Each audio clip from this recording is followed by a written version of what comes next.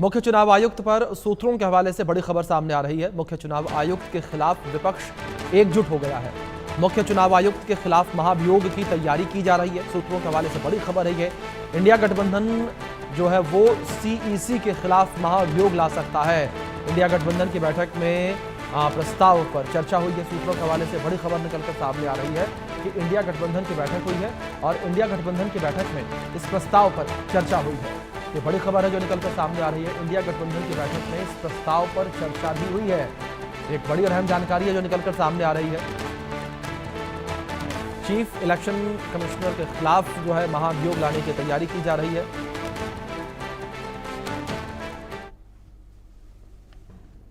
Sir, Rajya Sabha से कांग्रेस सांसद नासिर हुसैन है। सर, एनडीए की ओर से कैंडिडेट घोषित कर दिया गया एसपी राधा कृष्णन, तो क्या इंडिया ब्लॉक और कांग्रेस समर्थन करेगा? इंडिया ब्लॉक आपस में आज शाम में बातचीत करेंगे। आज शाम में या कल सवेरे बातचीत करके हम लोग हमारा कैंडिडेट तय करेंगे। क्योंकि राजनाथ सिंह ने कल आपके प्रेसिडेंट से भी बातचीत की है। जिस तरह के कैंडिडेट्स पहले वो लेके आए और जिस तरह का व्यवहार उन लोगों का था, जिस तरह से अपोजिशन को बोलने नहीं दिया जा रहा था, तो इसलिए हम चाहते हैं कि हम समर्थन ना करें, हम अपना कैंडिडेट दें। कल सर चुनाव आयोग ने जिस तरह से जवाब दिया है और उन्होंने कहा है कि 7 दिन के अंदर जो है सो राहुल गांधी हलफनामा डाले या तो देश से माफी मांगे, कैसे देखते हैं उनके बयान? ऐसा लग रहा था कि भाजपा के स्पोक्स पर्सन बात कर रहे हैं, सीईसी नहीं बात कर रहे हैं। तो हम चाहते हैं कि निष्पक्ष सीईसी रहे। अगर इस तरीके की हरकतें करें तो उनके खिलाफ भी हम लोगों को मुंह करना पड़ेगा। धन्यवाद।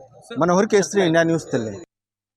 बीजेपी के वरिष्ठ नेता सांसद गणेश सिंह जी हमारे साथ में मौजूद है। गणेश जी, राहुल गांधी चुनाव आयोग को चैलेंज कर रहे हैं, जबकि चुनाव आयोग ने उनसे माफी मांगने को कहा है देश से, या फिर हलफनामा देकर के शिकायत करें। राहुल गांधी जी की सारी जो बातें हैं वो लोगों के सिर के ऊपर से निकल रही हैं। चुनाव आयोग की संवैधानिक संस्था है। वोटर लिस्ट में सुधार करना, नाम जोड़ना, ये उनकी नियमित प्रक्रिया है। और जहां हर 6 महीने में वोटर लिस्ट में सुधार करने का काम होता है। जब वो चुनाव जीत जाते हैं तो कहते हैं बहुत अच्छा, जब चुनाव हार जाते हैं तो कहते हैं बहुत अच्छा, नहीं बहुत खराब हो गया। अब वो जो उत्तर प्रदेश में जब लोकसभा के चुनाव चल रहे थे, संविधान की झूठी बात फैला करके लोगों को भ्रमित करने का काम किया, और अब वोट चोरी होने के नाम पर लोगों को भ्रमित करने का काम कर रहे हैं। इलेक्शन कमीशन एक संवैधानिक संस्था है, उस पर तो सबको भरोसा करना पड़ेगा। संविधान के तहत उनको बनाया गया है और उस पर से मुझे लगता है कि जो विपक्ष की भूमिका है वो बहुत ही नकारात्मक और देश को गुमराह करने वाली है। सर, सीपी राधाकृष्णन को एनडीए की तरफ से उपराष्ट्रपति पद का उम्मीदवार बनाया गया, कैसे देखते हैं इस नाम को? दक्षिण भारत को प्रतिनिधित्व मिलने जा रहा है। बहुत अच्छे अनुभवी व्यक्ति हैं और बहुत लंबे समय से वो लोगों के बीच में काम करते आ रहे हैं और एनडीए ने उनको अपना उम्मीदवार बनाया है। मैं एनडीए के सभी नेताओं को बहुत बहुत बधाई देता हूं और उनको शुभकामनाएं देता हूं। क्या सर कोई जाति विशेष समीकरण देखा जाता है इस पद के लिए, क्योंकि कहा जा रहा है कि वो ओबीसी समुदाय से आते हैं? देखिए, कोई जाति विषय नहीं देखा जाता, इसमें अनुभव देखा जाता है। राष्ट्रपति का पद, उपराष्ट्रपति का पद अनुभव वाले व्यक्ति को मिलता है, जो देश के बारे में जानता है, देश के लोगों के बारे में समझता है, जानता है, संसद को समझता है। ऐसे आधार पर उनकी योग्यता को देखा जाता है। तो गणेश सिंह, जिनका साफ कहना है कि सीपी राधाकृष्णन अनुभवी व्यक्ति है, जिनका नाम उपराष्ट्रपति पद के लिए तय किया गया है। Sanjay Sharma, India news Delhi. शिवसेना के वरिष्ठ नेता सांसद नरेश बस्के साहब साथ में मौजूद है। नरेश बस्के साहब, बीजेपी ने एनडीए की तरफ से सीपी राधाकृष्णन को अपना उम्मीदवार बनाया है उपराष्ट्रपति पद के लिए, क्या शिवसेना उसका समर्थन कर रही है? सवाल ही नहीं आता। शिवसेना ने पहले भी डिक्लेयर किया था, कल रात को हमारे मुख्य नेता एकनाथ शिंदे साहब ने डिक्लेयर किया, जो एनडीए ने उम्मीदवार घोषित किए उनके साथ में हम लोग हैं। सर, महाराष्ट्र के राज्यपाल भी रहे हैं ये, तो आप लोगों को इनका कार्यकाल कैसा लगा? हमारे लिए सुखदायक बात है, आनंददायक बात है कि जो हमारे राज्यपाल थे वो अब उपराष्ट्रपति होंगे। हमारे लिए उत्साहपूर्ण की बातें हैं। सर, इम्पीचमेंट मोशन लाने की बात चल रही है चुनाव आयोग के खिलाफ। राहुल गांधी आरोप लगा रहे हैं कि बीजेपी के साथ में। राहुल गांधी बिना पुरावा कुछ भी उनके हाथ में नहीं है। कल चुनाव आयोग बोला है, अगर आपके पास पुरावा है तो सामने करो। बच्चों जैसी हरकतें कर रहे हैं, पप्पू जैसी बातें कर रहे हैं, नौटंकी कर रहे हैं, उस पर ध्यान देना। सर, उनको ये समझ नहीं आ रहा राहुल गांधी को कि महाराष्ट्र में जब लोकसभा चुनाव में जीत जाते हैं तो विधानसभा में कैसे हार सकते हैं? अरे लोकसभा में क्या जीते?